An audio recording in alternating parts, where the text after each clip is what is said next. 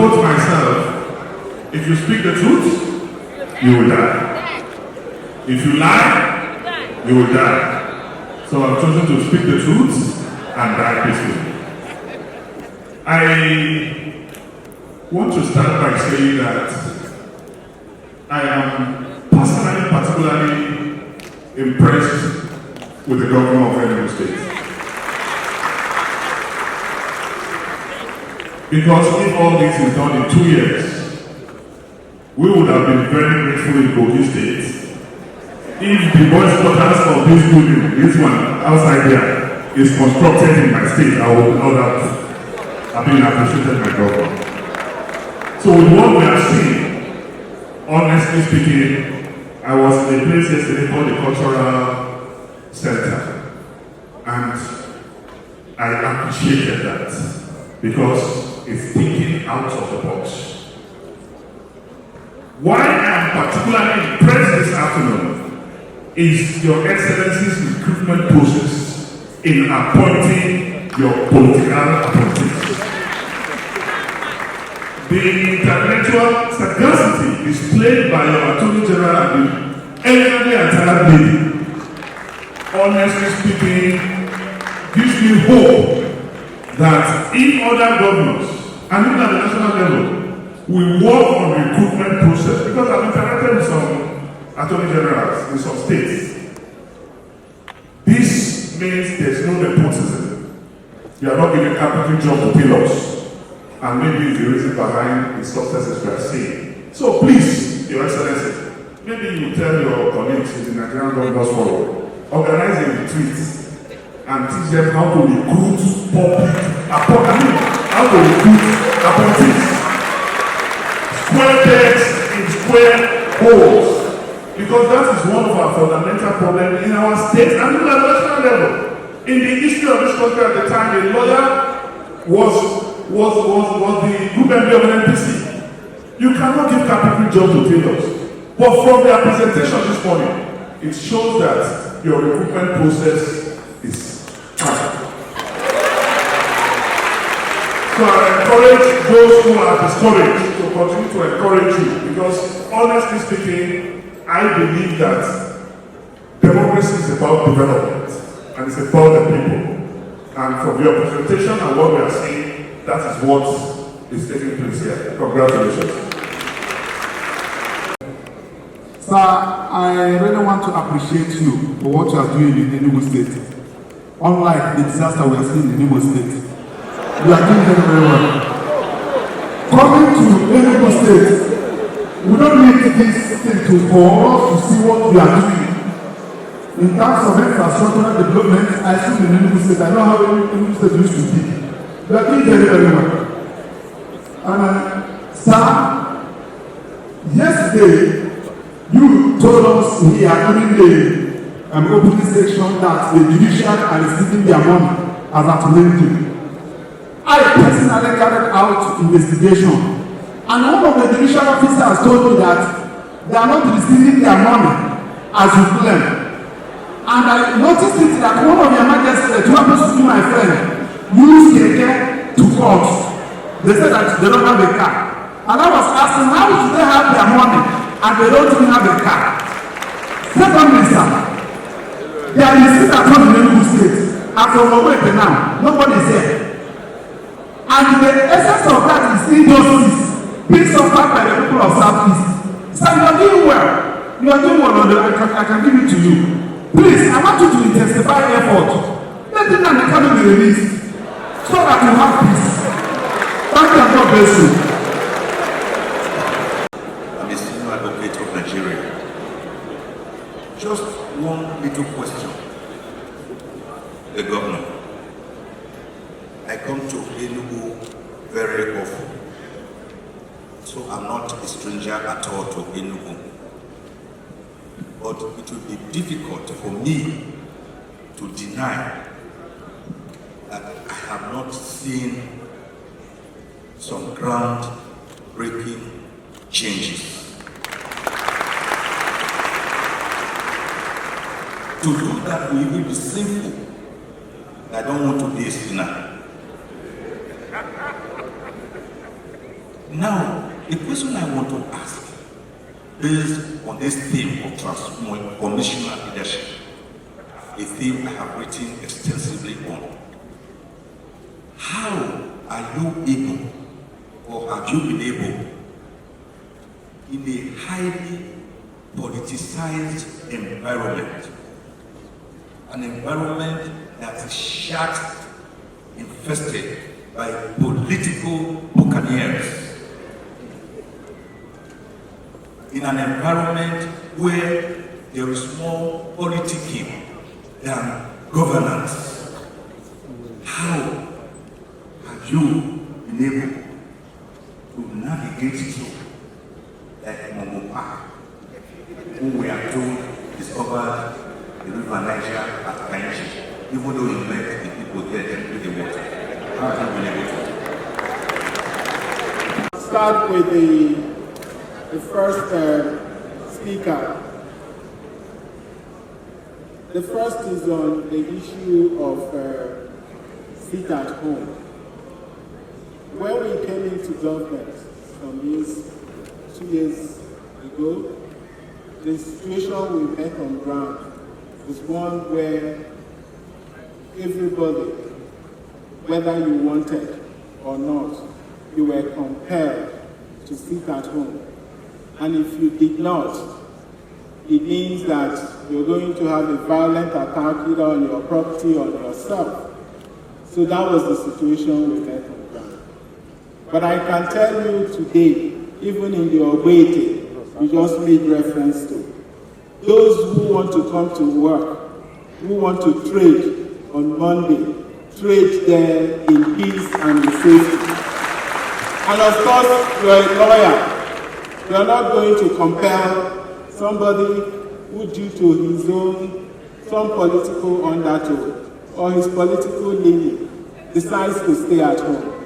It is not my job to compel that person to come to work. But I can assure you for free that if you do want to come to work on Sunday and operate in a safe and secure environment, you're free to do so, and it is happening everywhere in Enugu. And today is Monday, we don't need to, you can just do your survey and do your assessment. That's on that. For us, with the judiciary, given our background, we take the judiciary very seriously. Okay? We respect the autonomy of the judiciary. And everything that we do with the judiciary, we go through the budgetary process. And once those items are captured in our budget, we implement them to the latter. They actually get their funds from the state consolidated revenue funds. And that's what happens here.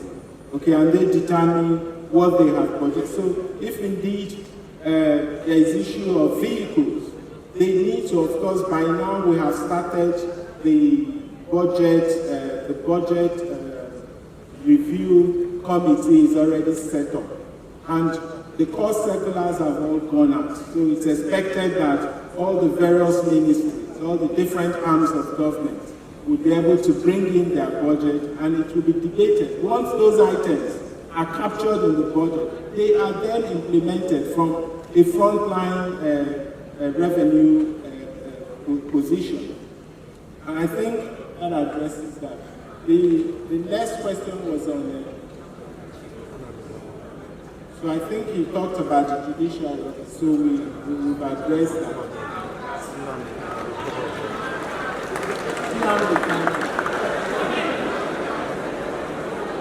So I'm sure some of you followed my position about Nnamdi Kanu the lady I was sworn in. I guess my first visit to the president was the discussion on Nnamdi Kanu, and I came out and granted an interview about what I had just discussed with the president. So I still believe that the right thing to do is to release Nnamdi Kanu, and hopefully that will happen soon. Then again, we do not, just as I mentioned in my opening remarks, leadership is not rocket science. First of all, it starts with imagination. And you have to talk about, once you're able to imagine, looking at the trends and looking at the pattern of growth we inherited, if that had been what guided our projections or our vision, then we wouldn't even be where we are today or even getting close.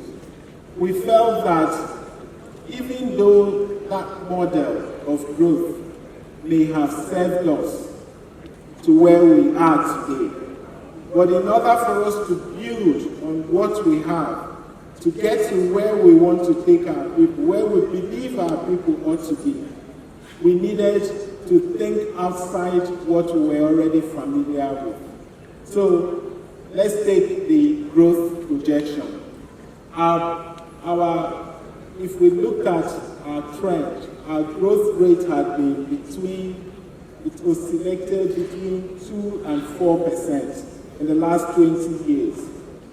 And we came in and said, we're going to grow the economy 7-fold. We're going to grow it from $4.4 billion to $30 billion. That in itself is disruptive because we're talking about 27% compound annual growth rate. So how do you reconcile that? You could have the critics or the naysayer challenge that, but we then immediately added that we're going to deploy disruptive innovation. Disruptive in a positive sense. It means we have to interrogate the status quo. We have to basically do things differently and do a quantum leap, which is largely what we have done, because we cannot build the infrastructures we're talking about if we don't have a revenue model that supports that. So we needed to also even disrupt that model. We said we want to achieve a 0% headcount rate in our poverty index. That also meant that we were moving from 58% poverty headcount rate that we inherited to 0%. The trend did not support that. So it also means that we needed to deploy disruptive strategies, to achieve that. And then we want to make Enugu State the preferred destination. Those goals are in themselves intertwined. If you want to grow your economy, you need to be able to, on your own as government, you are unable to achieve that. That means you need to attract private sector. And in order for you to bring in private sector, there are fundamentals that you must have, and which is why a lot of the projects we're executing, they are all connecting the dots towards leading us to that $30 billion economy, towards ensuring that we achieve a 0% headcount. And for us, this is just the beginning, because we're just laying the foundation. And there are still a whole lot to come, where, $30 billion economy is not a child's play. And we understand what it takes in order to achieve that. That's why we're targeting achieving a 3 million visitors in 2027. And we're not just wishing that into existence. We're also putting in place the structure to attract that number of visitors. And so we're pushing. We haven't done anything crazy in terms of the things we have accomplished. One of the things we're also very excited about is what we're doing in the education sector. I mean, you tend to see the conference center, you're excited, where it's beautiful, it's nice. But the truth is that the real funds we're spending as a state is going to education, it's going to healthcare. 55% of our total budget is dedicated to social services. And that is where we see this poverty thing, how we can lift our people out of the poverty pit. Building 7,000 classrooms within 2 years, not just classrooms, but making sure that each classroom is equipped with modern digital facilities. So it is thinking outside the box. Thank you. Excellency, sir. My name is Leighton Uzide from the Port Harcourt Bar. You have taken time, you and your listeners are taking time to read out so much of what you're doing in several sectors. But as I said, charity begins at home. I'm a bit concerned about the judiciary. I want to know, because there are some governments that build houses for judges, buy cars for judges. They take a little of what belongs to them and do all of these things for them. So I want you to tell your colleagues, what's the extent of financial autonomy of the Enugu State Judiciary? Thank you.